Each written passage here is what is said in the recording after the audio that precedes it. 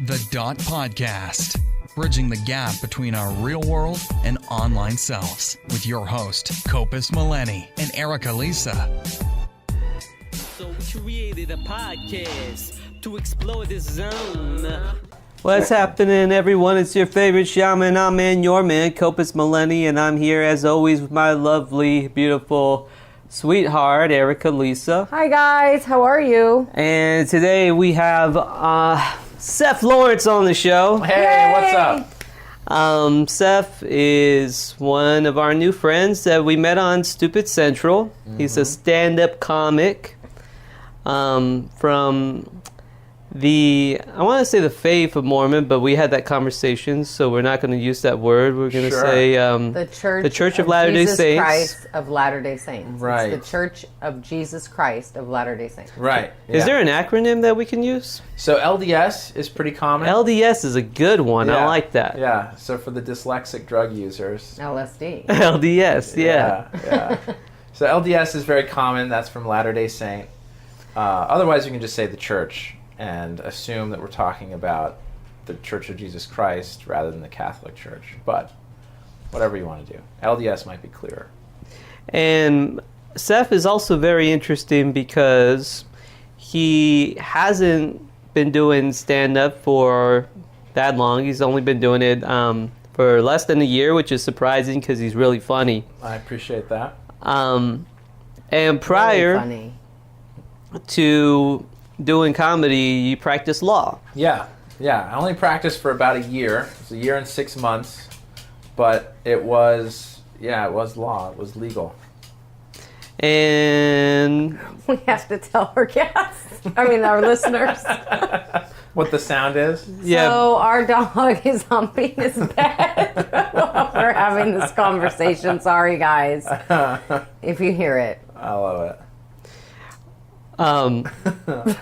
So what brought you to California, Seth? Why don't you tell them the story? Yeah, I don't want sure. to tell your story. That's not doesn't right. make sense. Yeah, no, I'm happy to tell it. So I grew up in Utah. I was actually born in Monterey Park, California, so not really? too far. Yeah, Oh, yeah. wow. So my dad did his PhD in English at USC. Met my mom. They got engaged on Catalina Island. Oh, that's nice. That's cute. Yeah. I'm going all the way back, by the way. That's nice. I'll skip over some key details, I guess. But yeah, so they got engaged on Catalina Island when they were in their early 30s, which is pretty late for those of the LDS faith. Typically, because we are virgins when we get married, at least the good ones, you get married really early, right? Were your parents virgins? Did they tell you they were? Yeah. Yeah. My mom actually converted to the Latter-day Saint faith, or to the Church of Jesus Christ, when she was in her mid-20s. Wow, so she was a virgin in her mid-20s. Yeah, she'd seen a lot of her friends, not all of them, but some of her friends have premarital sex and just didn't think it was for her. She just didn't see that as being a good choice for her. So she made the very conscious decision pretty early that she was not going to do that until she'd gotten married. So she found her tribe, and your father, he had a different story. He had already been within the church. He was looking for the right one. Yeah, and just had not found her yet. He'd grown up in a really small town in Utah called Summit. There were maybe 98 people in Summit. Wow. It's tiny, super small. So he grew up on a farm, really. Not a mass-producing farm, right? My grandpa... Just a self-sustaining farm? Yeah. My grandpa and grandma were school teachers for this little town. Uh-huh. And had a pretty decently sized plot of land where they would farm for themselves and some neighbors and stuff. When you say school teacher, Yeah. did they go to college, or were they just like, hey, we know the most, we're going to teach you? No, they went to... It's a really good question, and I really should talk to my grandpa about this because he's the last grandparent alive. But I believe they went to college and came back with degrees in teaching because that's what they wanted to do. My grandpa was a member of the military. He worked on, I think, naval aircraft carriers in World War II. And so he had a degree in engineering, I believe, and came home and then taught. My grandpa had that Yeah. too, in World War II. Yeah. So he would build all sorts of stuff. We had toys that he'd built, like these little blocks that could fit together. We had a huge tub of these things. And so, anyway, he would build all sorts of stuff. But I think he taught school as a profession when he got home from the war. Wow. Yeah. All right. So my dad went to USC for his graduate degree, met my mom a few years after she'd converted to the faith. And then they moved to Japan. My sister was actually born in Japan. Wow. Where my dad was teaching English for his first job after he'd graduated. And then we moved to Utah when we were 5. Is your dad When I still was a 5. teacher? Not all of us. Yeah, he teaches at BYU. Now, Okay. Brigham Young University in Provo, which is the university run sort of by the Mormon faith, right? The L.D.S. faith.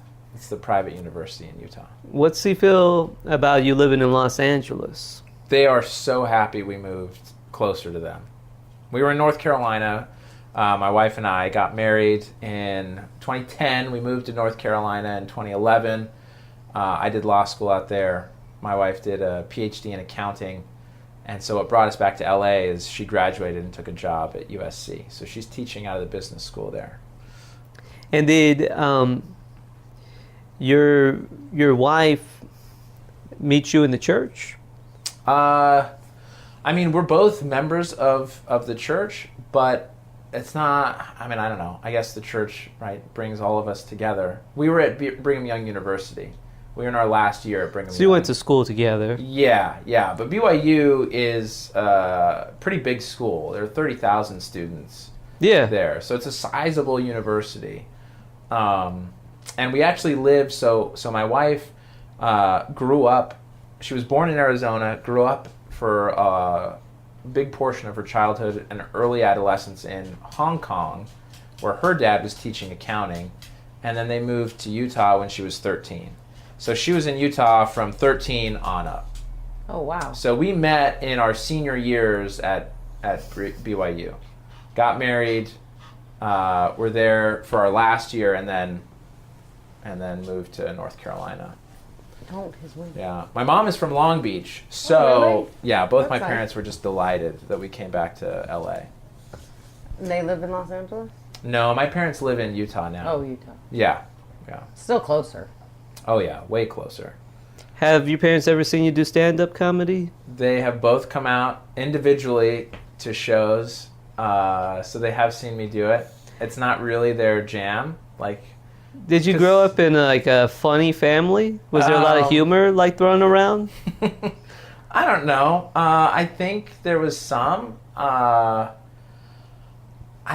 don't know. For me, humor was always. I'm a pretty sarcastic person, and I used that.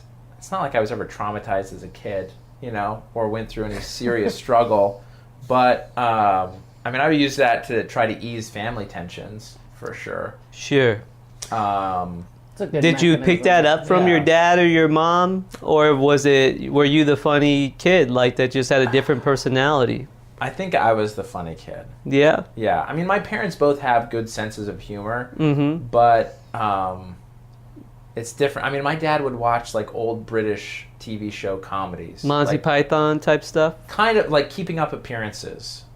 Okay. That is one show that he would watch pretty faithfully when it would come out on whatever, TV Land or whatever it was on at night. So he would watch that. He loved that kind of humor. So we were talking earlier about sort of situational awkwardness with Seinfeld and Curb Your Enthusiasm. Oh, yes. And that, for me, it's in the same vein. Oh, really? Because I don't Keeping Up like British humor Appearances- that much. So Well, it's Keeping Up hard for me. Appearances is all about this woman who's sort of lower class. If I remember the series right, it's about this woman who's kind of poorer, but has some rich friends or wants to be like the wealthy people. So she'll invite sort of higher class people over to her sort of dingy place, right, and with her husband who's like some mechanic plumber or something, and sort of improper and unembarrassed about himself, and she's just mortified about everything. Kind of that's sounds like happening. our situation. Oh, yeah. Not at all. Not at all. But Yeah, it is. but I don't know. I mean, as far as my family, I mean, there are funny people in it for sure. But I think I think they would all agree that I'm the funny one, the funniest one. You That's know? awesome. All right, so you're in psychology and you're doing stand-up comedy while you're pursuing a law degree? I didn't ever. Did you say psychology? Law degree. A law degree. Oh yeah, a law degree. Yeah, While yeah, you're yeah. pursuing a law degree. So I did some stand-up when I was in law school. I tried. There was a club in Raleigh, North Carolina. I love Raleigh. Yeah, yeah. Fun Shout out to town. Raleigh. The club was, I think it was called Good Nights in Raleigh. It's still there. I think it's actually really well known. I just don't remember the exact name of it now because I went, 3 or 4 times and was able to do. They did a lottery system stand-up open mic night. So I didn't do that though until I graduated from law school and was working in Cary, Raleigh area. I So love some Cary. nights- Wow. You've Yeah. Were you a fish out of water in North Carolina? Did you feel like different when you went there? Because weather-wise. not weather-wise, but Yeah. I mean when I mean fish out of water, I mean Yeah. did you feel like this is the first time you're being exposed to a life outside of the church, or because Yeah, kind of. I mean, it was for sure the first time. Living in North Carolina was very different than living in Utah. Yeah, for sure. I loved it though. I think I felt more like a fish out of water in Utah, to be honest. Why? So there Why? is a weird thing that happens with some members of the church in Utah where the culture of the church, or what's sort of accepted or wanted within, I don't know, like the really, really devout people in the faith, is set as the standard. And if you don't hit like this standard of staying in Sunday clothes all Sunday, and going to every single meeting that is ever held, You're like an less. outcast. You're lesser. You're less. You're And not trying that hard. Yeah, you're like not as holy. And Okay. that's just not what the religion professes or preaches or anything. Well, that's not fair. So were you do you consider Same. yourself a rebel within your own religion? I don't know if I'm a rebel. I think of myself more as sensible. Sensible. Yeah. I think I am part of a huge group of very sensible Mormons who are quiet. Members of the church who are just like, look, we don't need to do all of the, I don't know, super, I don't even know what I would qualify like super devout stuff as. But There's people in the Catholic religion who go to church like every day. Or there's people in the Christian in the I don't know, like Baptist or born again Christian religion, whatever that is, just Christian. So let me give you an example. That do lots. Because I go to church every week. Right. So I go to church every week. But there are some people in the faith that think if you're late to church, so every Sunday we do Sacrament, which is like you're passing around the mat, right, the wafers. And, okay. So we do bread and water as our sacrament. That's done every week. Sure. It's during the first hour of our 3-hour blocks of meetings, which is crazy. You go 3 hours? Yeah, that's actually changing to 2 hours, which most people are really excited about. So 2 hours a week? Yeah, so it'll be 2 hours a week starting in January of next year. That's not too bad. Yeah, Like we're thrilled. Our neighbor over here goes like 5 days a week or something. Oh man. And 3 hours of thing. We went. Yeah, that's crazy. crazy. But they're not. Sunday's they're not always like Mormon. three and a half. Yeah, I was gonna say because no No, it's member different. of I don't know. of It's my not, church would it's do in that. Spanish, And it's different. interesting. And it was crazy in there. We're not really kind of sure. I think it's like a Christian, Can't wear an nail polish. Santeria sort of You can't mixture. wear nail polish. I'm not quite wear sure. makeup, and you can't get your knows? toenails. A lot of painted. shame. It's All like that minimalist. means you Or have to only wear a dress non-materialistic. if you're a lady. Oh, interesting. Can't Very color your hair. Traditional. Huh. They think you'll go to hell Yeah. if you do any of these things. Right.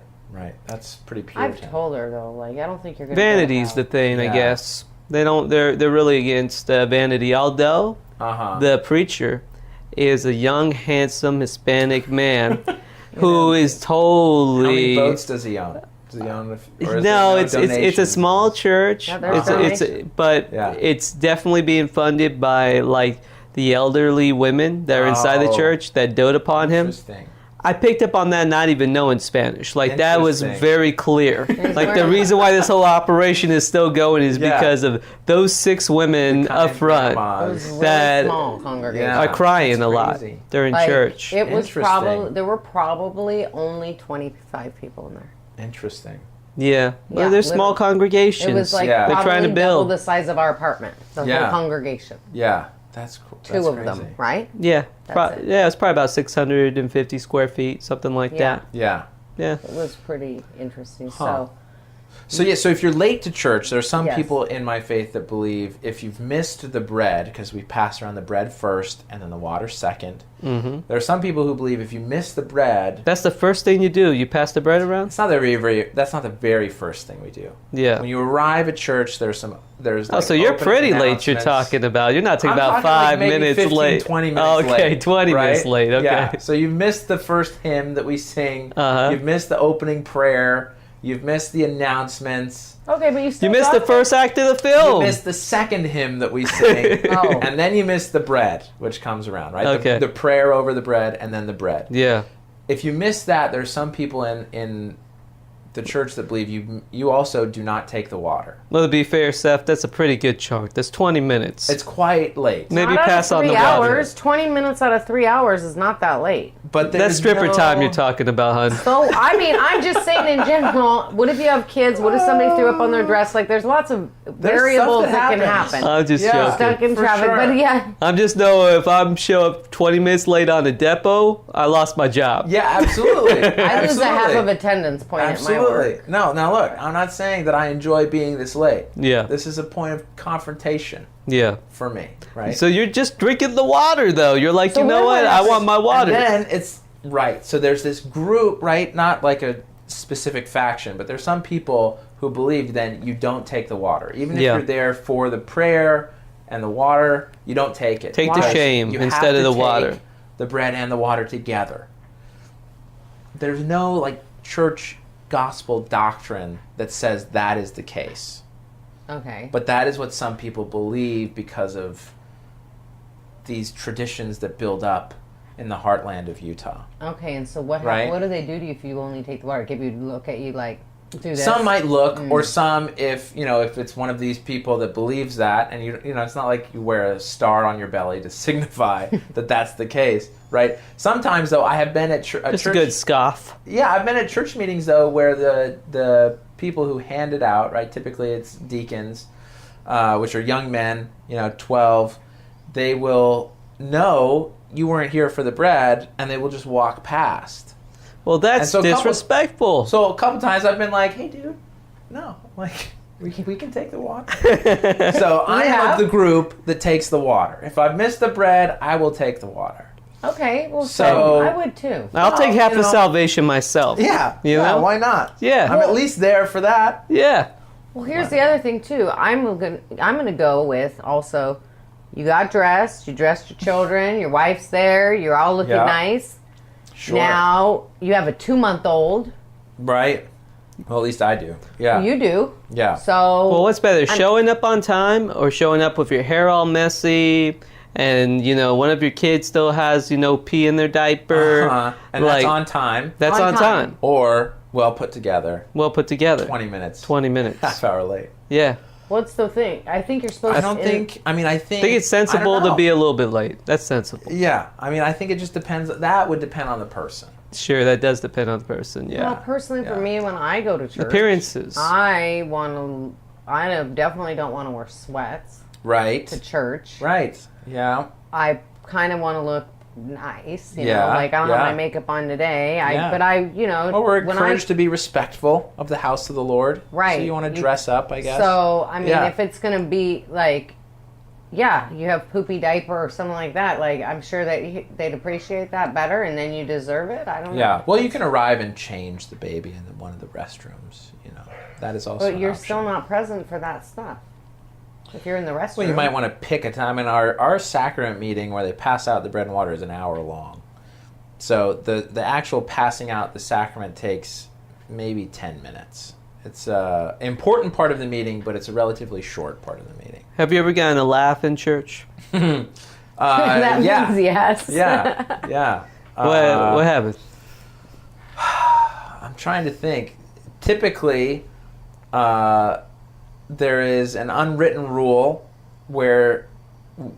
So the LDS faith is a faith run by lay members of the church, which means there's no like divinity school that our leaders attend. It's just regular people. You know, an accountant can be a leader of a congregation, what we call a bishop, and everyone's asked and rotates speaking opportunities at church. So after we have the bread and water, then there are typically 3 talks, and those talks are given by anybody in the congregation. They're asked in advance, about a week in advance at least, to prepare some remarks that range from 3 to 5 minutes. If you're a young person, they try to get 1 young person, and then 2 older people. I love the inclusiveness. Yeah. We did that in AA. Uh-huh. There's a speaker every meeting. Yeah. There's different formats, but, everyone gets asked. There's not one person that's always the guy. Yeah. That's that cool. makes it more So fair. they ask a lot of different people. Yeah. Ask Right. you. So you get got a the different chance to get up perspective. there? So I've had a couple opportunities to speak Okay. in church. Yeah. I don't remember specifically any jokes. I don't ever prepare like a bit. Yeah. I try to be sincere about my faith when I talk, but there are real life experiences that are humorous. You know? So I guess the one example I can give you that I do remember is the first Sunday of every month is what we call a fast and testimony meeting, where we go without food and water for 24 hours, and then we attend church. So everybody attends church, ideally very hungry. Okay. Right. And then you eat sometime after church, right? Mm-hmm. But one of these fast and testimony meetings, and the point of the fast and testimony meeting is after the sacrament is passed, there's no called speakers. It's like open mic day at the church. Anybody in the congregation can stand up and speak. You're encouraged to keep your remarks short so that everyone, if they want, can speak. And then you eat after? Sometimes, depending on when you meet for your block, for church, depending on when you go to church, some congregations will have sort of a potluck meal after. That's nice. Yeah, that's always fun. But if you are asked to attend church at 9, then who asks you? I mean, this is getting into way more detail probably than you ever cared to. No, it's fine. But really the administrative curious. side of the LDS churches is fascinating to some, I suppose. So it's fascinating for me. We lived in a cult, Sure. I've been baptized Right. like 8 or 9 times. yeah, Literally. So, I'm not kidding. love Baptized it. 8 or 9 Right. times. Can't remember Right. for sure. so one of those will count eventually, right? Something. I don't know Yeah. if I'm going to do it anymore. But I'm actually quite fascinated by this. I mean, we can talk about other things too if you'd like, but I'm curious, like, who tells you when you're talking? So it's just a word. Just so you hear know, from God? Ericka, when Seth says he loves it, he doesn't really love it. No, I do. No, You think I'm being totally disingenuous? No. I think it's a little sarcasm over there. I hate it so much. I'm going to kill you. So there are lots of faiths and religions where you can sort of shop a pastor or a congregational leader because you like his or her message, right? I assume. I don't for sure know. What does that mean? Like, go to that church because you like Yeah, them? so say you're Baptist, right? You could go to the Baptist church down the street, but you might not like that pastor. Right. So you might go to the Baptist church across town because you really like that pastor. Yeah. The church I really like, the guy, I'll admit, the reason why I like it is because he does some rhymes with his message. Yeah. So sometimes he'll throw the spiritual lyricals inside there, He'll just flip it a little bit, I like that church too, but I like Michael Beckwith just like I like his message. He's got a good message, but what Seth is saying is that the message is going to be the same. Right. But the messenger, might be able to flavor it in a... who tells you what time you have to go to the my point the with block that meeting. is that within the LDS faith, you don't shop around. That is, you move in whatever house, apartment, wherever it is you live.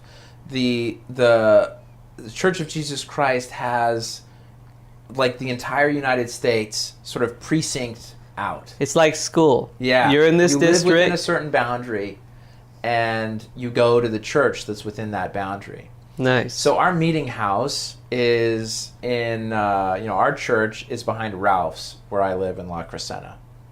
It's kind of beautiful in a It's got way its own because building, it forces people to get along that may not necessarily get along. Now, certainly there are exceptions made. There are some friends of ours who ended up getting a divorce, but they both were living within the same ward boundaries, the same congregational boundaries, and it could be a little tough. That can get tense, and especially when you're dealing with, and this relationship was, there was some evidence of emotional abuse. So you can ask, right, to have one or the other attend a different ward, either the man or the woman, or, or a different congregation. That makes sense. But typically, wherever you live, you go to that congregation.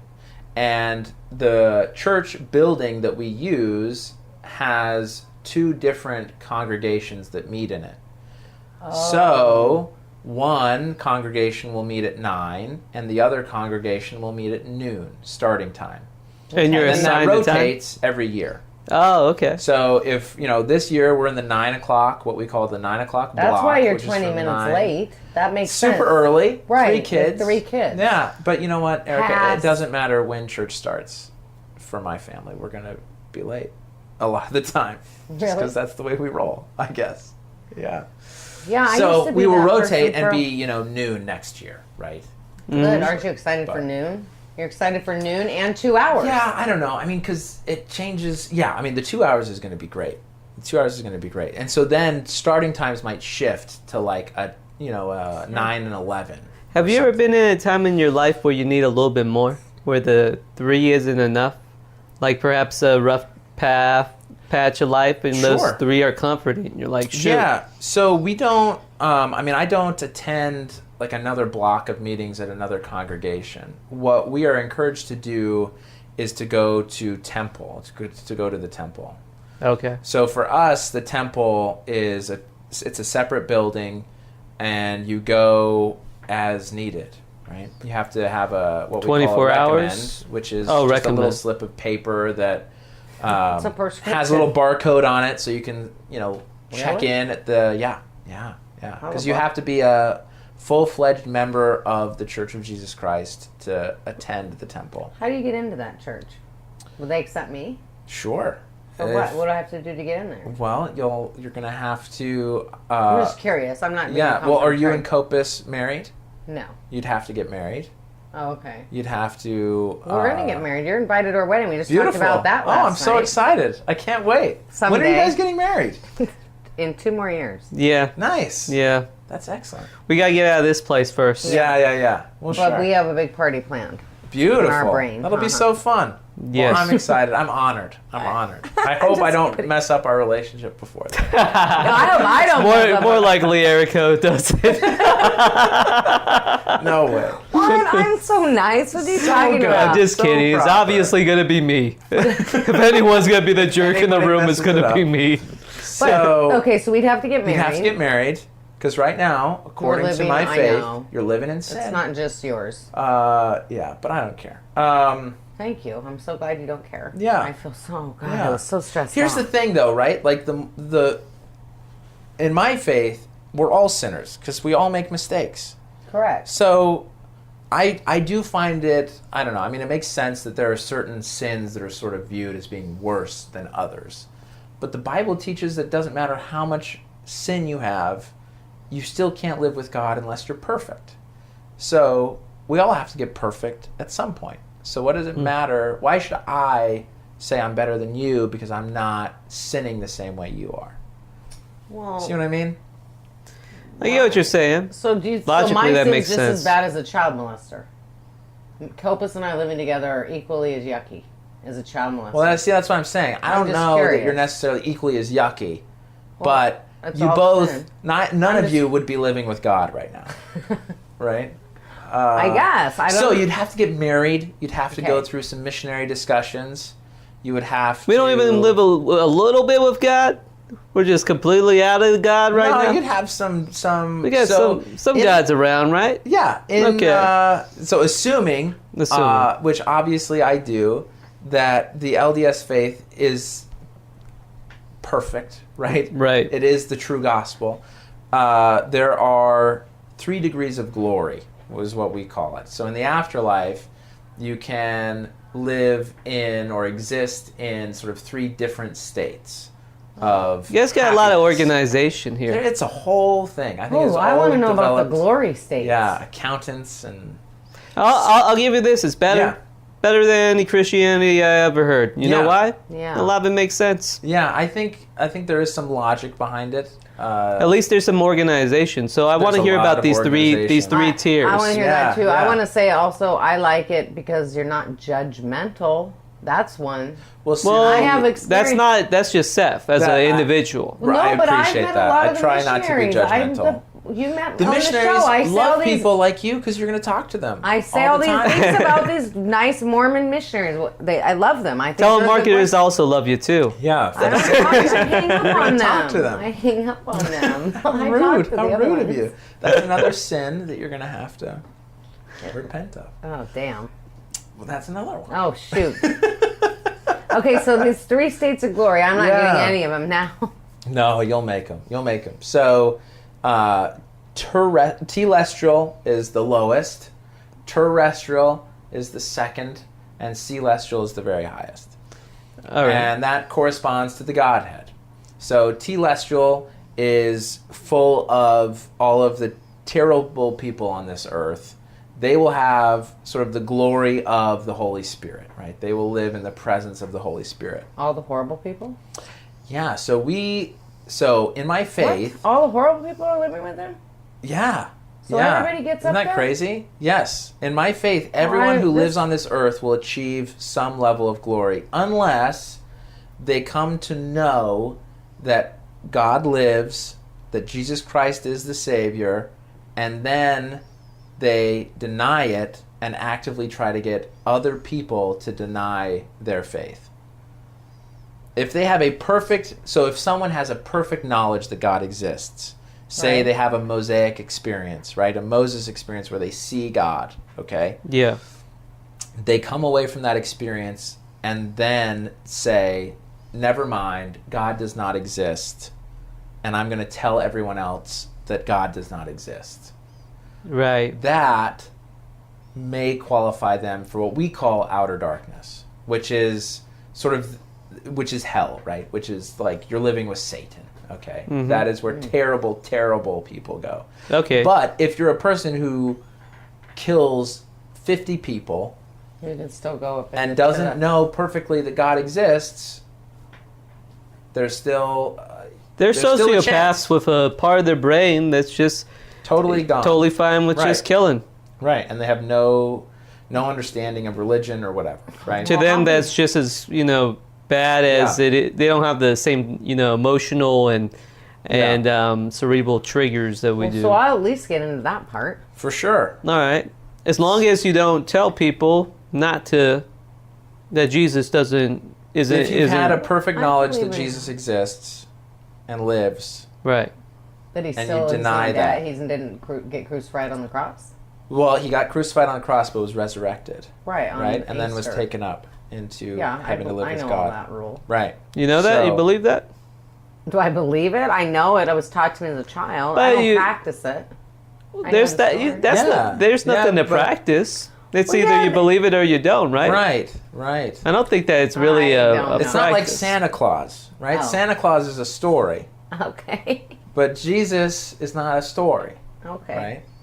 All right, so then the second level. Let's say second level is terrestrial, which is the glory of Jesus Christ. So you will live with Jesus Christ. He will sort of run that kingdom. How you get in that ballpark? Kingdoms.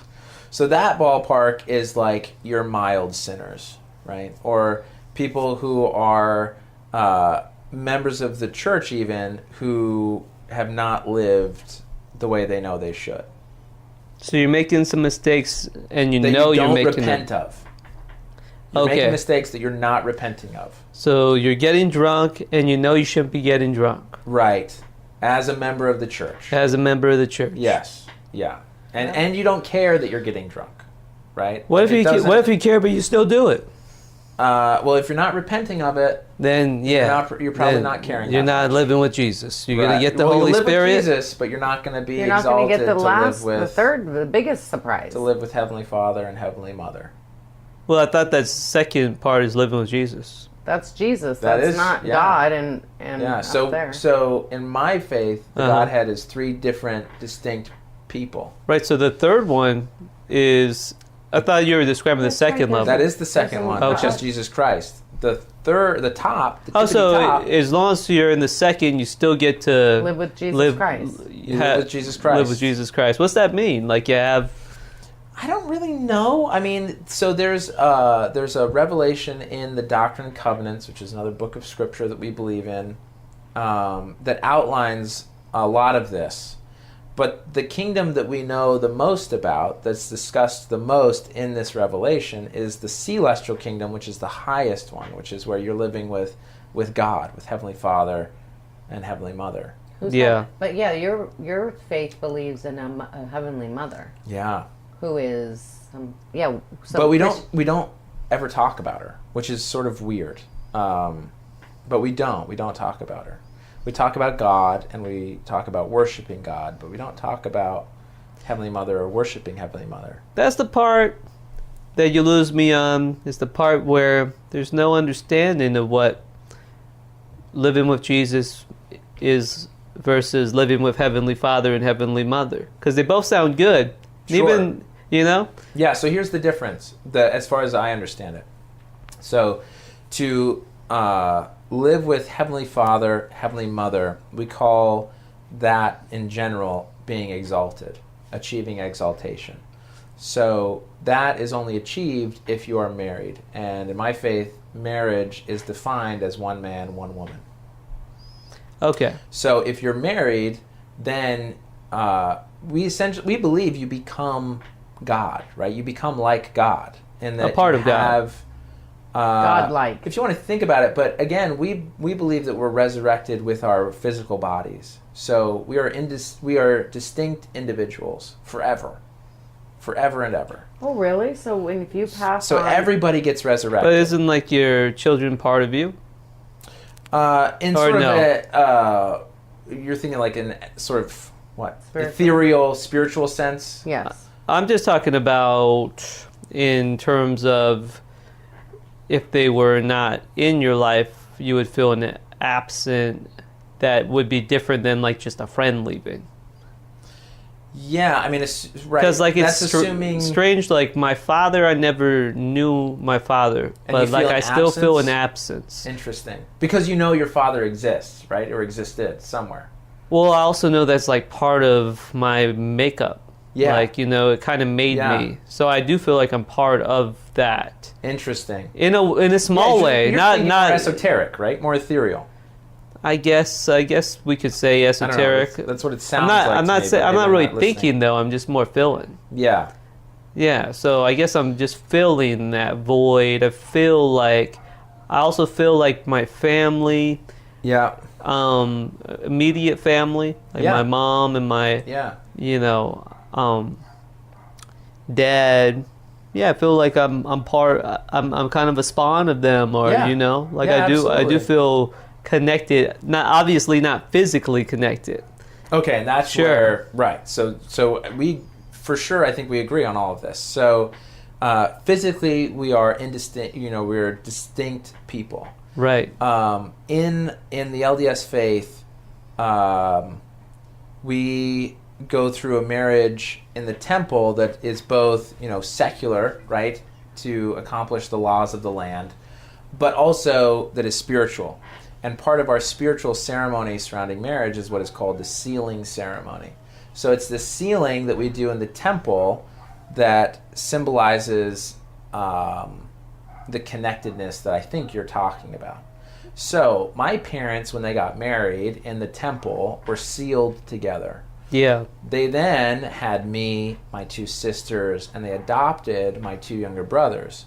Mm-hmm. We went as a family for each of my brothers to the temple where we were living and had them individually sealed to my parents, which meant they were sealed into our family unit. So assuming we all stay righteous and do what we need to do, repent of all of our mistakes, we all will be exalted. I will be directly with my wife now that she and I are married and sealed, but the sealing will connect all of us, right? So you'll have what you have now, but you'll just have it in an afterlife. Well, I'll have my wife, right? She and I will be together. My kids will have grown up and will, assuming, get married. So they will be with their spouse. But we will all have some type of connection in the afterlife. Yeah. Yeah. Which is undefined because it's kind of beyond our I mean, I guess you could think of it as like a direct, there was like the Sprint Direct Mobile. You know, you could have like a certain group of friends that you could just walkie-talkie to. Yeah, Yeah. T-Mobile It's had like that that, too, like my you know? top 5 or whatever. Yeah, exactly. The T-Mobile thing, where it's like you can call them for free or whatever. I don't know exactly what that connection I wonder is. if you could get divorced in the afterlife, though. I wonder if, Well, everyone's someone gonna be messes up perfect over in the there. afterlife. So why would you want to get divorced in the afterlife? Well, I have a question. Everybody's going to be perfect. About like what it's like because in I don't know about what perfect is. Well, and see this, yeah. Well, Christianity, Yeah. you are Christianity also. You believe in Yes. Jesus Christ and things. So when Correct. I'm saying back to like, I don't know what to call it when I say born again Christian. That's the correct thing when I'm For referring- the Mormon, I keep on Not the calling it the Mormon. Mormon faith, even though I No, shouldn't, not the but- Church of the Jesus Christ Yeah. Latter-day You talking Saints. about your I'm brother? talking about my brother's religion. What do you call? Because they're Christian. They might be born again Christian. They are born They might again be Christian. Pentecostal. I mean, No, I don't they're know. born again right? Christian. Okay. But then again, So he could they just be believe a that- more fundamentalist version of the same church. There could be a version Why does of your something say brother. about heaven? That's Okay, all. talk about heaven. All I don't want to get into Yeah. this all night for criminy. That religion, like when I was a kid, it would teach you that when you go to heaven, the streets will be lined with gold, Right. and you're gonna eat all this The U2 wonderful song. food and Yeah. like all this things. You Sure, know? sure. So you don't believe that, or your We religion? believe it'll be great, but the way that my faith talks about the afterlife is, and how awesome it will be to live with God, is more in terms of the family that you create. Oh, so what if you can't have kids? So, Like I can't have yeah, kids. it's a great question. So then what would happen? So I think that, and there's, I don't know, I want to be careful here because I don't know exactly what is gospel doctrine You don't have to be necessarily. careful. But, Oh. well, I mean, important people might be listening to this. We believe that there is, that not every body, when it makes it to this life, is perfect. Right? People have defects. People have different issues that they deal with mentally, physically, all of that stuff. You know? Right. And that's part of being on this fallen earth. Okay? But all of that, we believe, is going to be corrected in the afterlife. So when you're resurrected, your body will be perfect. Meaning that whatever your body is supposed to naturally do, it will do. Right? Oh, So so if you still can't have have kids because of some defect, regardless, it's got to be a defect, right? Because every woman has to be able to have kids in the afterlife. Because that's what happens with a perfect body, right? A perfect woman body is able to have kids. Oh, so you go into the afterlife. Not to put people down who can't have kids, but That's fine. You're not. but yeah, we think that will be corrected in the afterlife, Oh, that's interesting. so that you would be able to have children in the afterlife, and the children you would have would be spiritual children to populate whatever worlds it is that you are creating with your husband. Oh, really? Right. So like when you and Ken get married, if you were married in my faith, you would be sealed together in the temple, and that would be with the expectation that you become like God and his wife. And what do? We believe that what they do is make worlds and babies to populate those worlds. So, and that's what the glory of God is continuing the infinite creation. What would you guys think about like this experience that I had when I was 19 years old? I was off drugs for a while, and I was like really like trying to tell all my dark secrets. I was telling people my secrets. I was really coming to like just anybody you were telling secrets? No, just close friends. Just a close, like, hey, dude. Just some mentor of mine that was like trying to help me through some stuff in AA. Yeah.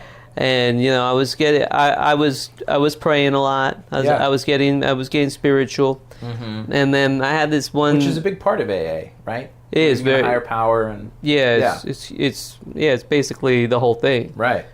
Okay. So other than the don't drink part, that's probably the biggest part of it. Yeah. Well, they say though that anything can be God, like a wave, the ocean could be your God. Anything can be your higher power. It really was Christian based, and then they opened it up, opened the doors to, well, you gotta start somewhere, and then but I had an experience where I was sober for a few months, mm-hmm. and I was going through a real weird like day, I don't know, I was feeling a lot of anxiety, and I went into a dark room. And I had a vision, and in the vision, it was like all these shadowy figures that I used to see when I was a child. Like my ideas of maybe a monster, maybe a demon, maybe something like that. Uh-huh. And then these kind of shifted, and they changed, and then it became a ball of light. Mm-hmm. And then I started to get really, really warm. And I felt, forgiveness. And then the idea or the words that were kind of like spoken to me in that time was like, basically, you're not evil. And you are okay. And I was scared, and I resisted this moment. Yeah. And I was told myself I was seeing stuff, and then I just kind of freaked out about it. Sure. And then nothing else ever happened again. Yeah. But that did happen. Yeah. So what would you guys say that was? That's beautiful. I think that's beautiful. That's cool. How come? What sort of explanation would your church have for whatever that experience I had? Yeah. Because very different than say a psychedelic trip, because I wasn't under any real sort of drug influence or anything like that. Yeah. I think there are lots of members of my church who have had similar experiences. Yeah. We're all encouraged to seek out a very personal relationship with God. Yeah. For a lot of people in my church, it is based on reading the Book of Mormon, and which I have here in this house. Oh, nice. So at the end of the Book of Mormon, there's this promise that basically says, if you read this book and you ponder this book, and if you ask God in faith, then, and being grateful for everything that God has given you, then God will show you that this book is true, that this book communicates real things that happened. So my first experience feeling a little bit of what you talked about, this, I would qualify what you had for sure as a vision, as a touch, right? I think that was the Spirit telling you, communicating to you truth from God, that you are good and that you are okay. Right. Okay. I believe that wholeheartedly. Okay. That's so cool. And that's amazing. When you have, I know. To me, that is amazing. When you read the Book of Mormon, is it like reading the Bible where it's in Old English? A little bit, There's I mean the language is somewhat similar. Well, not right now. We can maybe look at it after the podcast. Okay, yeah, I'll show you. But yeah, I mean Mark Twain, Samuel Clemens has a famous quote because he read the Book of Mormon. Oh yeah. And said, if you took out "and it came to pass," which is a very common phrase in the Book of Mormon. Yeah. He said if you took that phrase out, it would be a pamphlet. So there are some phrases that are repeated so many times. Uh-huh. There are portions of the Book of Mormon that are actually chapters of Isaiah.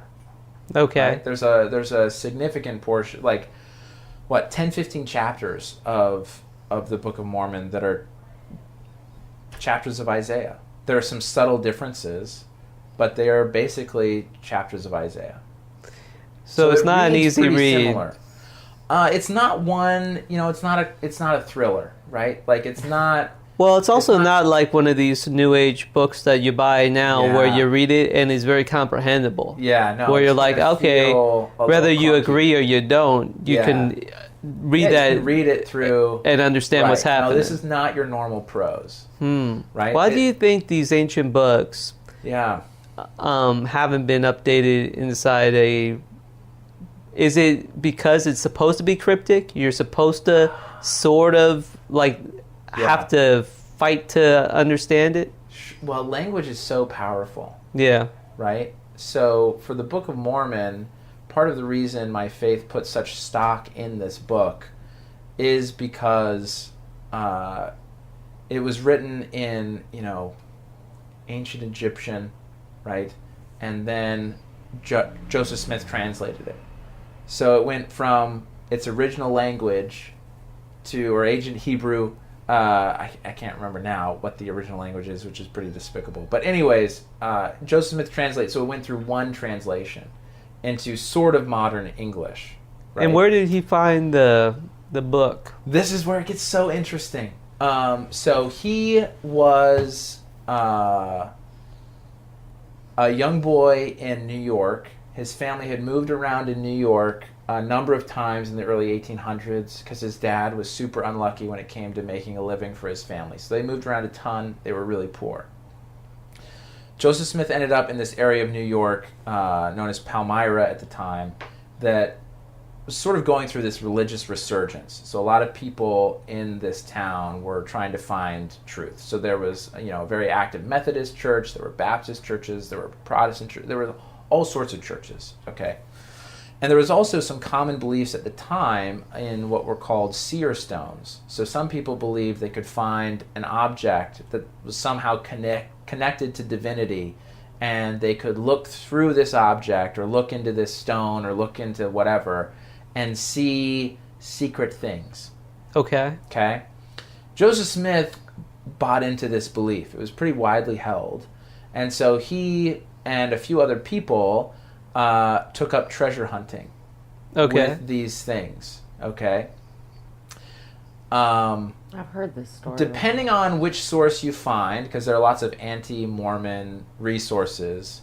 Sure. But there's also this great publication just done by the church called Saints that looks at some of this stuff as it was published by the early prophets from their journals or from other reputable sources, right? Joseph Smith was charged with fraud based on this treasure hunting thing. He was hired by some guy to look for these golden plates that Joseph Smith said he would be able to find. And was ended up he got taken to court, charged with fraud by this guy's nephew, but the court found him, innocent. There was no proof that he had actually tried to defraud this guy. Okay. Well, I don't understand the fraud part. You mean like he wouldn't pay him to go on the treasure hunt with him, or? Yeah. Oh, okay. Yeah. So he lost money to Joseph Smith because he wanted Joseph Smith to find some treasure using his Seer Stones. Okay. And so the story with Joseph Smith is when he was 14, okay, he was experiencing this religious revival. He ended up at some point reading in James, this James chapter 1, verse 5, that tells us, right, it's written something to the effect of, if ye ask God in faith, nothing wavering, God will show you the answer, or God will speak to you. I can't remember exactly how it ends, but the point is, God will tell you. Okay. Right? So Joseph reads this verse and decides, after attending tons of churches, that he's just going to ask God, because he can't figure out which church he wants to join. And for some reason, he was driven to find truth, and he didn't feel like any of the churches really professed the truth. Mm-hmm. So one day he goes into a grove of trees that's behind his house that he was living in at the time. Prays out loud, because he'd never prayed out loud before. He decided he wanted to do it out loud, asking God which church was true. He then describes an experience of darkness, feeling incredibly depressed, and immediately overwhelmed by just negativity, to where he couldn't even speak. He was just so terrified and dark. And as basically he describes like being ready to just die. Okay. But still thinking and trying to call upon Jesus Christ in his prayer. And that's when he describes seeing a light that becomes brighter and brighter and drives the darkness away. And in this light, he notices two personages. One is Heavenly Father, and he says to Joseph Smith, "This is my beloved son," pointing to the other individual in the light, saying, "This is Jesus Christ. You need to listen to him and he'll tell you." Then Jesus Christ tells him that no church on the earth is true. No church on the earth, that is to say, no church on the earth is the one that he established. Okay. They're all trying to do good, but their hearts, those who lead all of these other churches, their hearts are not in the right place. Sure. So you will be called upon. We're calling you to restore this church, assuming that you can stay good and faithful and all that you need to do. Mm-hmm. Listen to our commandments and all that. You will be the one to restore the church that I established on the earth. And so that's what we believed happened, right? Some years later, and then he found these stones. Found the stones in a well, and sort of got mixed up with these treasure hunters for a little while, and was visited by an angel who told him where the golden plates, which was the Book of Mormon, were buried. So he was on the path to find the truth, led by Jesus Christ, led back to the treasure hunt to see the he found scriptures. The looking stones. Well, what he thought were seer stones. And this was, I think the nicest way to paint it, right, is that all of this was to prepare him for finding a golden treasure, in a sense, right? The golden plates buried in this hill near his house that contained in this box. So what he found was a box basically carved into a hill by his house. In this box were the golden plates, some other sort of ancient artifacts, and then two stones, which he called the Urim and Thummim later, which were these seer stones. Right? Has anyone ever looked for these plates and stones? Absolutely, people have. Yeah. And have people found them? Not as far as we know. This is probably as close to like the Da Vinci Code that my church gets. Yeah. Right? Because there are these ancient artifacts that theoretically are somewhere, but we believe that after Joseph Smith translated them... It's like the Dead Sea Scrolls were found not too long ago in our history of humanity, the world. What was it? Within the last 100 years or so. Right. Yeah. This is the most interesting podcast to me that we've done. I just want to say. So I'm learning a lot.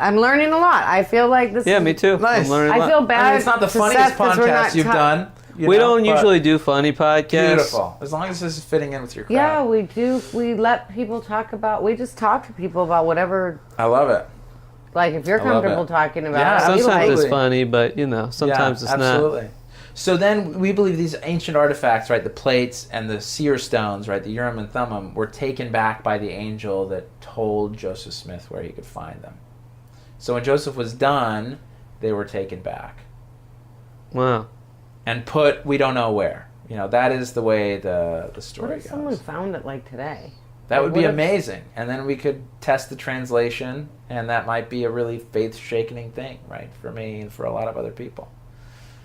Yeah. But who knows? Well, they find stuff all the time. They do, and they could find it. Who knows? Maybe they my could church just- has already found it and is just keeping it secret.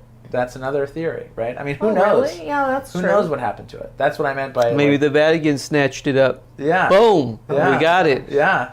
I mean, who knows, right? It's That's why I said possible. this is closest to the Da They Vinci got a Code lot that of we power get. over there at the Now, what are they Vatican. doing in They there could be with that hanging on white to stuff. smoke? They are their own country over there. Yeah. It's so wild. And they So stay wild. locked in there with that smoke while they're doing the Pope thing. All and sorts of stuff. I There's some wonder- documentary I watched about murder that one of the popes died sort of Mhm. mysteriously within the Vatican, Yeah. and they think that Somebody- there is a whole faction, right, that thinks that it was totally staged because he was going to change the Catholic Church forever. Yeah. He's still alive in there. I've heard of that. You think he's still alive in there? Is that one theory? I don't know. I I don't also wild. know that, They know, overrule those popes in there. They fight with each other over who's going to get paid. Do you think they're just they don't Sure. do anything? Well, I mean, it's a political election, essentially, Right, right? and I then mean, nobody I don't know. I can- don't want to poo-poo their faith because mine is crazy enough. But, I'm not saying that. I'm just saying they just. we're just talking facts. The fact It's is just that it's his really own country. There are, freaking Right. Yeah. some. There are these conspiracy theories out there. The Vatican is its own country. Yeah. Yeah. Yeah, you need a passport yeah. to enter the Vatican. Yeah. Yeah. When did this happen? It's always has When been. it was, yeah. When Really? It was I just created. didn't know. How do you? Uh-huh. Oh, so like I have a passport, so I can get in. Yeah. Yeah. Oh, Yeah, well, assuming that they will accept your passport, which they will. from the United States of America. But in order to get out of there, like they have their own passport, right? They have their own government they're- documents that they issue. To They can those. also take people that have done crimes Yeah. against humanity and hold them there, and Yeah. their sovereign place. They can stay there Yeah. safe. Don't have to go to prison. There was this other documentary I watched about I don't know. Nazi Catholics Oh wow! and some that may have been filtered through the Vatican to get out. Most definitely, it had to that's a happen for sure because thing. And Nazi Jews, right? Or Nazi Jews. Jewish Catholics, or not Jewish Catholics, but Nazi Catholics that went through. I mean, that's crazy. yeah. Yeah. Well, I believe Hitler all of that. was, I don't know if he was Catholic, but I don't know. he was of the Christian faith, unfortunately. Right. Well, Right. I mean, It's just reality. yeah, Christian I people think a do lot terrible of things they hide a sometimes. lot of things in that Vatican place There's all sorts of stuff going on. Yeah. that we don't know anything about. No, right. And there's I some of don't- these same thoughts about, the Salt Lake archives and church offices in Salt Lake City. That there might be a bunch of stuff that just nobody knows that's going Yeah. on. Well, you know Well, what? I'm There's sure a there bunch of is stuff. There is secrets a bunch in of every stuff that family. I nobody know, knows. but like administrative stuff, nobody cares about that. That's not Yeah. what I'm talking about. But here's the thing: though, there's secrets. There's stuff that there's gonna always be something that nobody knows. Like there's stuff For that sure. I know that you don't know. There's stuff Yeah. you know that I don't know. There's stuff he knows that we don't know. Like that's just Yeah. the way life is. Yeah. What's the We stance can't on know. dinosaurs? Oh yeah, Ooh, so this is another, right? I have to know about that. Yeah, so there's no official church doctrine on whether or not dinosaurs existed. Okay. So there are some members of the faith that believe that dinosaurs didn't exist, that evolution isn't a thing, Uh-huh. I don't agree with that. I think that's crazy. I mean, I think if God wanted to make people through evolution, then that's how he did it, right? Yeah. That's how they did it. I don't know. But I think evolution's totally a thing. I think dinosaurs for sure existed. The timetable in the Bible given on the creation, the 7 days, I think is more symbolic than literal. Okay. And I don't know how long each day is, right? Each Right. figurative day. Was it 1,000 years, 1,000,000 years? I have no idea. Who knows? Long time. Because they didn't Yeah. operate by the clock. They didn't operate by the clock I until think this God standard is on his own thing. time until like the 1800s or something like that. Yeah. they didn't use a clock Well, time is until totally relative. started building the railroad. Time is Yeah, definitely literally. relative. Like We Seth- just voted on whether or not California could change daylight savings time. And Yeah. we don't come have on. to do it anymore. Yeah. Did you know that? No, wait, what do you mean? So that means we don't have to turn the clocks back or forward Oh, anymore. if the California It state passed. legislature. It passed. Yeah, but that's if the California state legislature votes to do that, right? I But thought has it to already stay. went through. The one thing that my dad told me today, the one thing that happened that we won't have to worry about for the rest of our life is we won't have to worry about turning the clocks back.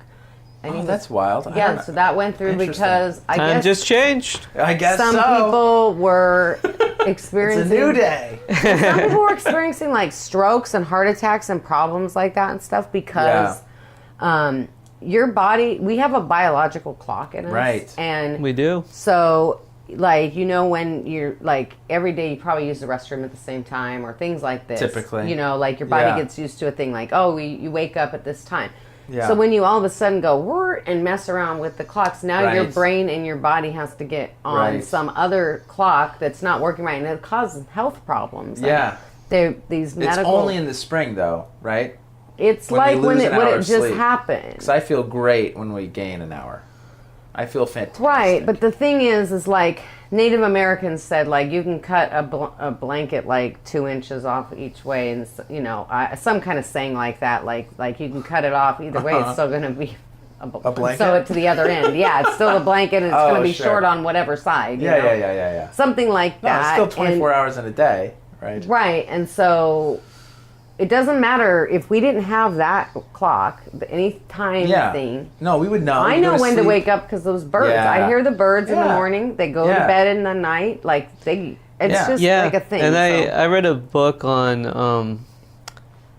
I'll have to look at the book. It was on time, but it talked about how our biological clocks actually change over time. Like when you're a teenager, the reason why we do like to stay up late is because biologically that's what happens. And they did a test with some schools where they just started an hour later. Right. And Right. all like across the board, the grades and even the score up. test shot up. Yeah. Just because you're on a Not different meant to get clock up during early. that time. Yeah. Right. And then some people are just on a different, biological clock altogether. Yeah. There are people that are like night owls. Mm-hmm. I'm not really one of those people. I think I'm more of like in the middle. Yeah. I like to wake up, ideally, I'd probably like to wake up around 8 o'clock, which means I'd like to go to bed around 12:30. Sure. 1. Right. That sounds reasonable to me. Yeah. But I know there are some early birds out there. Right.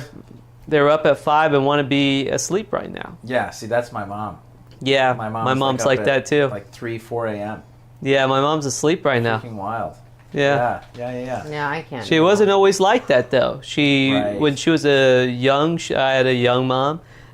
She liked to stay up till probably 10:30, 11, 12. Yeah. that was Yeah, that was yeah. her clock back then. Interesting. Yeah, for sure. So And it changes with kids too. I'll say that. Oh, yeah. I mean, because the free time that I notice I have is after my kids go to bed. So it's like if I can stay up later, yeah. that's more free time. Okay. Because otherwise I'm always getting up at like 7, to help the kids get ready and get off to school. How so do that's you? going to stay constant. Yeah. And I have, kid time for the rest of the day. Then I have comedy time at night, and then it's like me time. When do you? How many hours of sleep do you get right now? Because you got, father duty during the day, Sure. and then you got late nights usually with comedy. Right. So This is like when law do you school get for sleep me. in? Honestly, law school, there were so many nights in law school where I was getting 3-4 hours of sleep Yeah. and doing relatively okay. So I get a little bit more sleep now. So You I don't feel get great. cranky. My wife would probably say absolutely. I do. I think I'm perfect all the time. I'm trying to get in there in that special spot. So are you Yeah, different? yeah, yeah. So do you? Yeah. Are you more of? I'll be honest. As soon as you leave, Yeah. my energy changes, and I'm like way more whiny. Like when like I'm not like on when I don't like have a task to ready do for bed. Yeah. Like I'm like, babe, I'm exhausted. Yeah. That's I'm so how glad he left. Oh my god. No, I'm so like on right now, but I'm just saying like Right. after like we wrap up and I know it's like time, like I have no more tasks left to do, and it's just me and Ericka. Yeah. Like then I'm like, ugh. Yeah. Are you like that, or are you like you come home and you're just as zippy as you are right now? I'm more like this is now me time. You Oh, know? okay. So I'll like play some stupid video game for maybe an hour. That's and how then you go to bed. Yeah. We don't have the space to have the me time here, so Yeah. it's made us really close, which is kind of sweet. That is good. But at the I should spend more time with my wife. Is really the takeaway. probably you don't should. hang out with I her when you should. get home? I do, and we have our shows that we'll watch, or some things that we need Like to as soon as debrief you and leave, talk we're gonna about. watch American Horror Story. How long have you been I'm just together, kidding. though? That's the other question. So we have been married now for 8 years.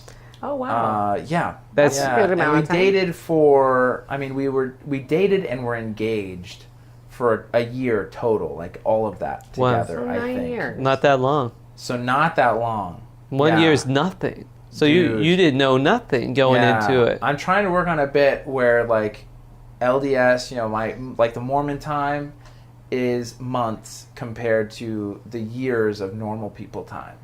'Cause, Yeah. like normal people will date. Like you guys will have been dating for how long before you actually get married? 5.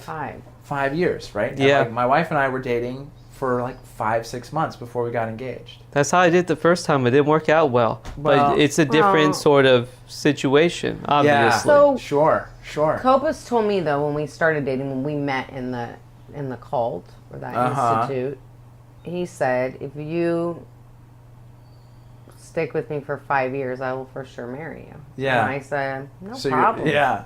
I love No, it. and not but that's just I love him. And Yeah. he's like I've been through so many different relationships and Right. people and seen so many things. Right. I feel like with Copus, it's my perfect match because I love his enthusiasm Yeah. for music and like. And you guys are and so sweet together. artistry. I Thank have you. not seen a lot of you guys together, but you always seem so. Just Even if you bicker, it's not like. There's some couples where it's like, I hate you. And that's what do their you- bickering, Where there's like some latent evil almost. You know what I Yeah. mean? Yeah. Like they feel stuck Yeah. and they can't get. And that's not the bickering you guys do. No, we talk to each other like that though. Not like that, but Well, we that's call lo- each yeah. other out on stuff, Of so we course. don't make. The other crazy. No, so we don't have We're like both a pretty stubborn, and we so don't we have have to get pretty programmers. direct with each other to get Sure. through. So to cut through Ericka, I have to be very direct with her. For sure. And for her to like make a point with me, she has to raise her voice and yell out. Uh-huh. And then I'm like, okay. Okay. See, and it's so healthy to know. But it's Yeah. like It's that. And good I to think I know, got yeah. away with so much. Also, With your other relationships, you mean? with my Or- job, I never Oh. had to be accountable for anything. I was Right. like a child actress. Like Sure. he knows how I've gotten way better. So for me to Yeah. even hear what he's saying, sometimes he has to You're be like, like what that. the heck? Yeah. Because I don't even know That it would be a problem. right, or I don't Yeah. even know I'm doing it sometimes. And he Sure. has to really be like, what's the matter with you? Like, don't Yeah. act like that. And I'm like, Yeah. oh shit, or shoot, I'm sorry, I didn't even know it. Like, Yeah. I just sometimes just don't know. And I think Right. it's the same way, but I love his creativity and him wanting to do all these projects and hey, Yeah. I'm going to enter this competition. And I'm like, yeah, you should. Or I'll be looking on stuff and I'll find these things and Right. I'll send it to him. Like, Right. I think you should do this rap battle. Yeah. Or was it for the rap battle that I found for you? Yeah, Yeah. we You do. She's Yeah. she's very encouraging inside that, and as you know, That's you're great. you're in the same Yeah, situation. you have to have that. If you don't have that, No. it's incredibly hard to pursue Oh, yeah. a creative career that Right. you're really leaving it up It's to pretty fate. thankless. Yeah, Really. yeah, for a long time. Right. Because Right. you just have to believe in yourself and believe that this is what you're supposed to be doing. Yeah. And then, despite the fact that Yeah. You it might not doesn't be getting- necessarily yeah. always look right. Right. You know? Right. But you yeah. gotta try But the it. next week could be incredible. It's so It is. crazy, right? It is. So up and You down. can have like a terrible run for like 2 or 3 weeks. Right. And And it's then great. you have these opportunities. You're like, whoa. Yeah, where'd this come from? Where did this come from? For sure. That's For the sure. that's the beautiful part about So it. I did something like that myself for like 19 years. For Right. 19 years, I lived my life like that, and I wished that whole time, man, I wish I had someone that You would had just be an supportive, anchor. like and be Yeah. like, yeah, let's go to that party. Yeah. Yeah, for sure. You need to be there for this and that. Yeah, let's go. I want to go with you. Okay. I mean, Yeah. I always told myself, if I ever date someone, I will never be that person that's like, oh, Yeah. no, You're not. wasting your time. No, Yeah. I will never be like that, and I That's would so never. good. And I really just try my hardest not to be like that. If anything, Right. I get jealous that I don't get to go to Aphrodite's house for the show, and I have to figure out some kind of a scheme to get Oh my myself out of gosh. work so I Yeah. can be there. And I I do love it. it. I've I been love getting. it. I've been doing it, right, babe? So what's Yeah. one of the things that you didn't know was even an issue that Copus had to call you out on? I think probably like my tone, how I talk to people, or just behavior things. Like, I think more than anything, he still does have to do it. Like, we'll be doing a podcast, and Yeah. I'm trained, programmally trained to doing so many radio interviews and stuff like Right. that. So if I'm not truly present and invested, he'll call me out in front of the guests. Oh, If I go into program responses, Uh-huh. which were, after Oh, doing that's so interesting. many, Yeah. he's done it before in front of a guest, and She's great with pleasantries. So she'll kill you with these pleasantries. So that's and- what you're trying to get her and away I'm, from. and I'm like, hey, let's be genuine. Right. Because if I learned a long time ago, and not that long ago, really, that's me not being genuine. I learned not that long ago that if I'm disingenuine with the things that I do, they get me nowhere. Right. So I have to be genuine with Or they everything get you I in trouble. do. Or they get you in In a trouble. spot where you're like, I didn't want to be here. Yeah, exactly. Yeah. so I'm used to that whole thing, and I have. So he'll say like, "Don't just say that. What did you really mean?" Yeah. On air or whatever on Yeah. the podcast, and I'm like, So good. well, I meant, and he's like, well, say what you mean then. Don't just Say do your something. program responses, Ericka. He said Right. it. This one kid was like, oh, it's okay, she didn't do anything. I'm like, he's not, it's fine. He's not fighting with me. Like, so Just ignore what mom and Don't daddy are doing over here. try to be like all worried Sit about. there, and when we ask you a question He again, was a he's a you be ready. narcissist. Oh, that's the dude you were telling me Yeah, about. that's the narcissist Oh, my guy. Oh, yeah, I gosh. told Seth about him. Yeah, you told me. Oh, Yeah. Alex, I still love you, man. I like you too, Alex. We know you're a narcissist. So do our listeners. He Yeah. talked about it. Yeah. Well, I mean, a narcissist has to know, right? You're still the And be only okay with person, it. Alex, that's been on the show twice. So That's right. That's You know? what Ericka was telling me. Yeah. hopefully we get to bring some other people back, man. You can't keep that forever. Abraham's on the docket, right? Yeah, It's like, Abraham is on the set to come docket, back. set to come back. Yeah. Also, we're having an anniversary edition Oh, fun. in February, and it's going to be 3 separate shows, and we're bringing back the three The 3 first people. No, best. the three all The way you said stars. that was like, The 3 no, not the never. Tiffany's Never those not first coming 3. back. Tiffany. Yeah. What did she do? I have to go back and listen to your guys' episode. Tiffany just tried. Her episode was probably okay, but She said it was she the was- behavior afterwards where it was like every other day I had a text message of When's it coming out? no, That that's was Alex fine. That's Campbell. that's excitement, and I'm totally fine Yeah. with that. And it's accountability, but it's more like hey, I have this show, red carpet event. You guys should come. By the way, it's going to cost you $200. Hey, I see your book is coming out. I could throw you a book signing. It's an ebook. Yeah. And then I'd write, oh, thank you, but it's an ebook. And then a week later, so we could do that book signing. It's like, well, you're not even She's a reading PR my person. my Also, messages she wanted him now. to go Yeah. pay to perform at a strip club, and I was like, is she kidding me right no, I was so pissed. First of all, not because it was at a strip club, Just out because of principle. woman, you didn't listen to anything that came out of my mouth and what I've done for a living. Right. Why in the world would I pay anyone for my boyfriend to perform Yeah. at a strip club when I could just call them and say, hey, Yeah. it's Dayton Rains. I noticed you're having a party. Can I come by? And they'd be Right. like, oh, for sure. Yeah. So you're... So wait, she was wanting to charge you Yes. to perform there? She had a First I understood she was lot gonna of pay you to perform. No, we had to pay her to go. She to wanted. the She had amazing. many different avenues of how she could pay get her. money from me. you. Yeah. And That's awesome. she would send me these propositions, and the words weren't spelled correctly. And then the Beautiful. proposition would be, "Let me be your publicist." Yeah. But I would say, like, oh my gosh, I yeah, can write a of better course. email, and I'm Yeah. terrible. I barely my learned how to gosh. type even a little bit, and that's when we were at the Institute, and that's because I was forced to. I've had handlers my whole career. Yeah. Not me. I definitely am not sending emails, and my email presentation was a little bit better. Sure. Oh my gosh. That's ironic, I'm wanting right? money. So that's what ironic. we got planned for our 1 year. Your 1 year in comedy is coming up. Do you have Yeah. any goals for the 1 year anniversary in comedy? Man, so I don't know. I felt so blessed because when I started in January, my first goal was for my first year to do one show in front of a paying crowd. Not Yeah. necessarily that I would make money from it, but that it would be in front of real people. Not who an open paid mic, yeah. To see, you know?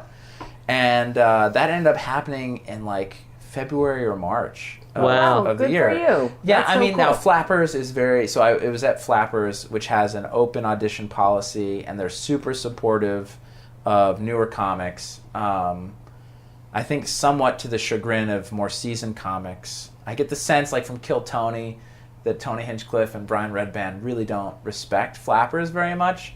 But as a new comic, there are no venues in front of real people.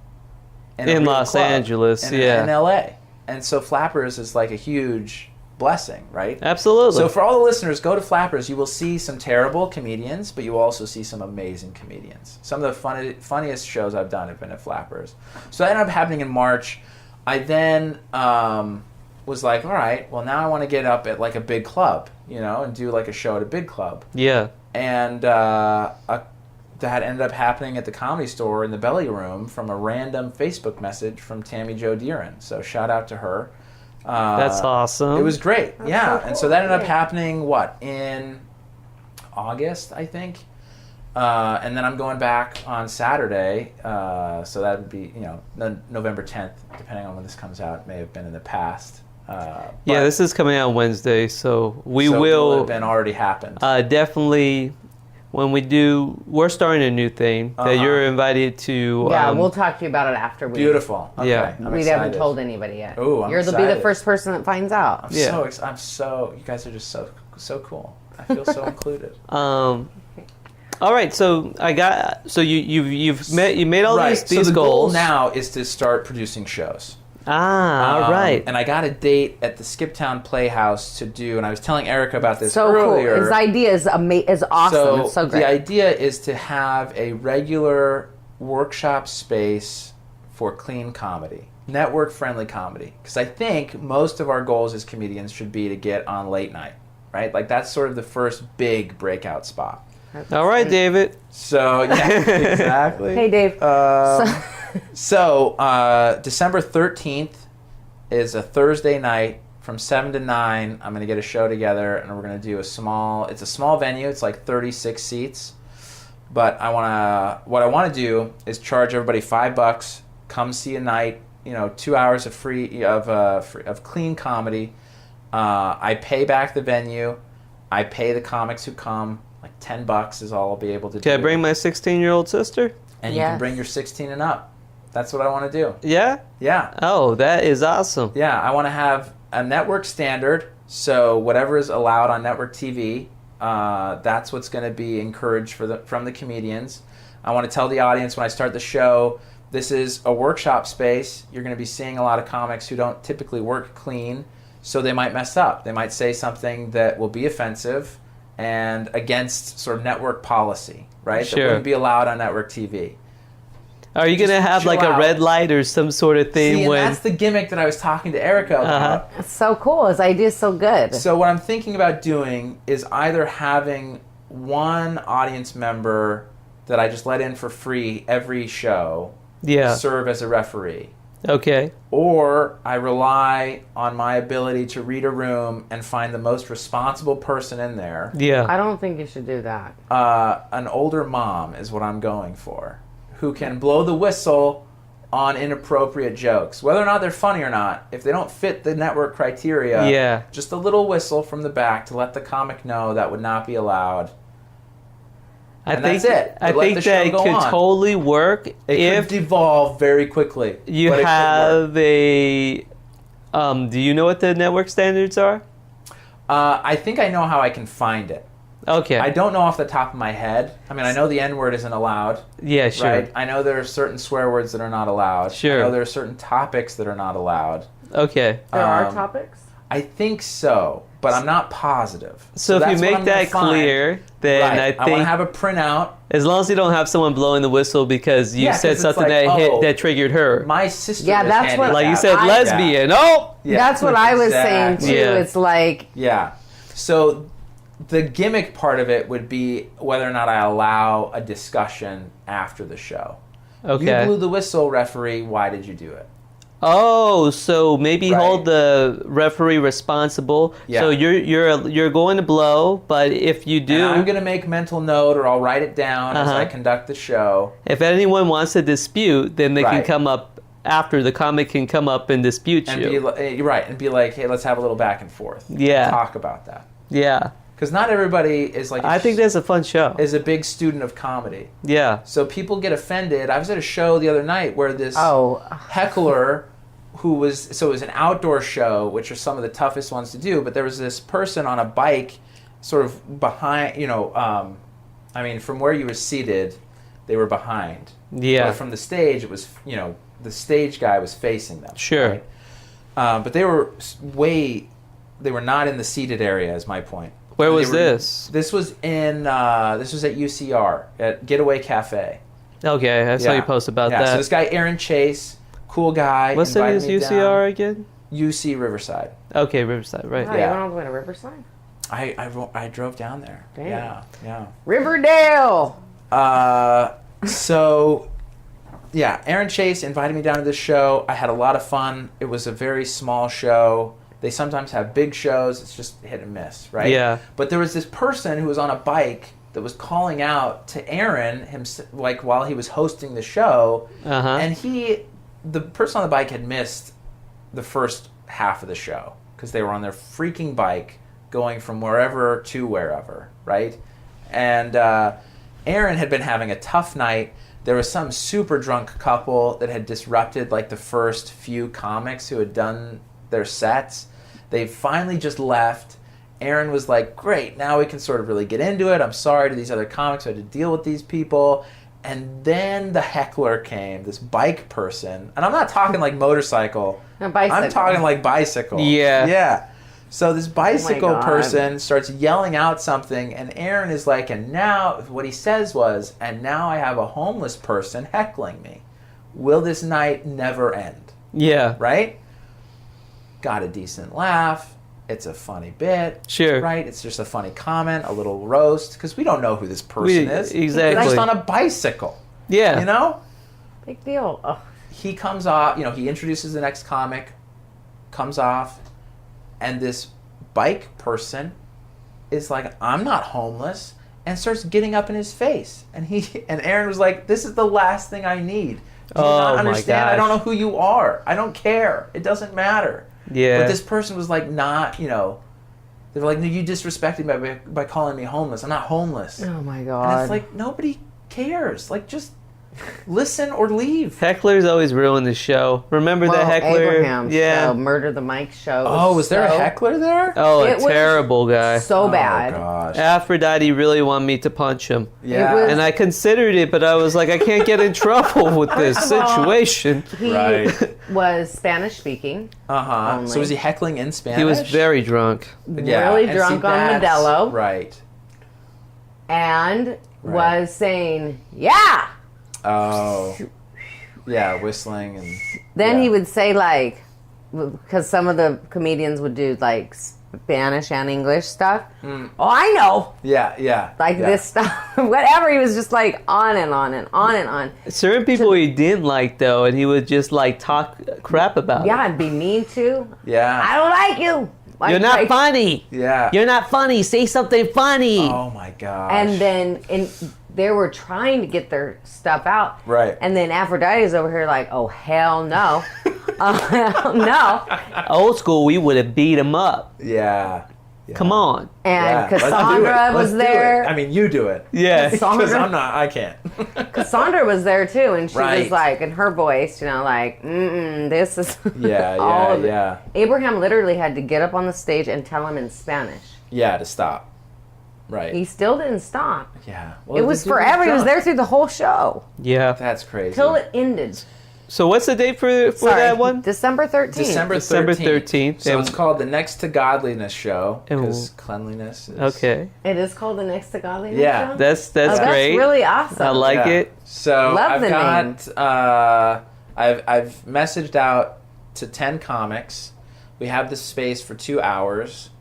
So we'll all do 7 minutes and hopefully it'll be a good show. I'll That'll be come blow the December whistle 13th for you. at the Skiptown Playhouse. And do you have a flyer for it? I don't have anything yet. I'm going to make that up once I have all the comics Okay, figured out. for sure. Yeah. All right. Well, we'll at least put the location inside the comments Beautiful. and the date Yeah. and Yeah. The name of the show. the name of the show. Sure. And Seth's Instagram. Oh, yeah. Of course. And all this stuff. You don't have to say it because, unless you want to, for the people that don't. Seth.T.Lawrence. You got it. LAWRENC. Yeah, thanks, Seth, man. It was really nice talking Hey, to this you. was awesome. I really appreciate you being so open about your faith because it, really taught a lot Taught me a to lot. me and Sure. Well, good. I'm glad. Ericka. I enjoyed And it. I know that there's a lot of people, too, that really want, the real story, Right. And Right. this has just been great. And also, we appreciate just it. can't wait to see you, develop inside comedy as well. Now you got going. You got your own show going. Yeah. We'll be there. Hopefully. I'm gonna see if I could bring Victoria, but at least me and Ericka will be Beautiful. Cool. there. Yeah, that'd And be looking great. forward to working with you on stuff in the future, man. Absolutely. This was so fun. Thank Thanks. you, Seth. Thanks, guys.